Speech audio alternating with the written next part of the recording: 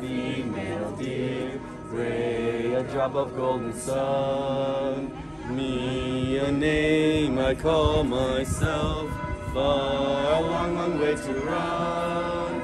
So a needle pulling thread, blood, no to follow, so tea and your good jam and bread that will bring us back to door. Now, children.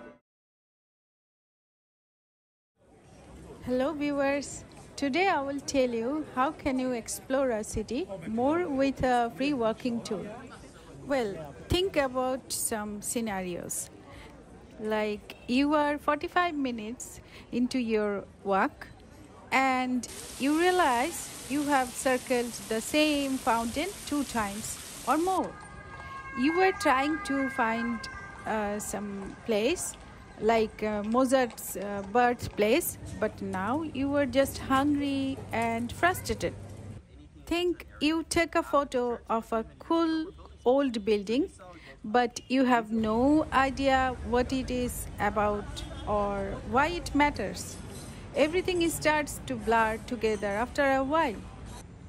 Think you stop at the first restaurant you see and end up paying 20 euros for a basic breakfast surrounded by tourists.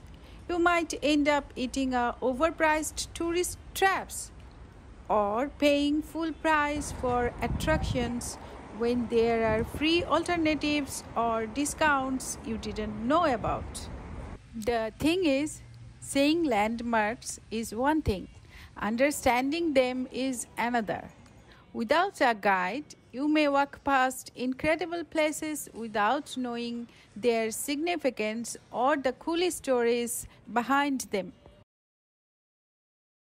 Guides are usually locals or long-time residents who share personal stories, hidden spots, and cultural insights that go beyond what standard travel books or blogs provide. Otherwise, come also a little bit closer, that would really help me out.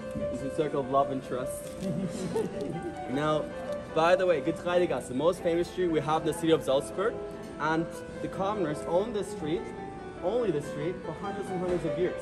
Because the church took away all the land for themselves and only left the commoners this one street, not allowed to work with.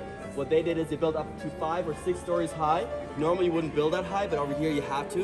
1 floor for 1 family, the shops in front and the workshops behind. These tours are typically pay what you want, making them accessible for budget travelers. You can tip according to your experience and still get a high quality tour. We have a love couple that has to separate at the end of the story. They don't want to separate, so what they do is they take a love lock onto the bridge, write their names on it, throw the key into the river, and separate on both sides of the bridge, wave to each other for one last goodbye. People started to do this all over Europe, not the goodbye part, but the part where you lock your love onto the bridge.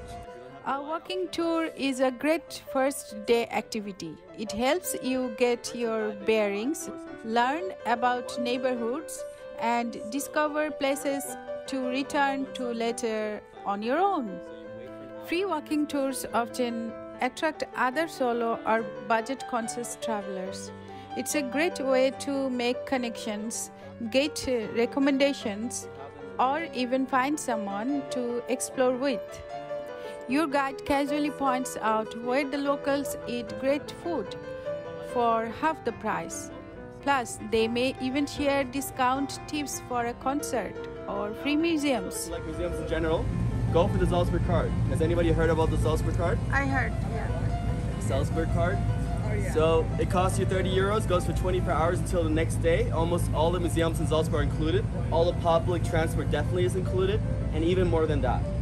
So that might be something interesting if you're active, if you do a lot of museums. If you got 3 days, you can go for 72 hours, that's 45 euros, so it gets cheaper per hour the more hours you get. So in just 2 hours, a local guide shows you the top landmarks, gives you an easy mental map of the city, and even points out places worth coming back to. No wasted time, no stress.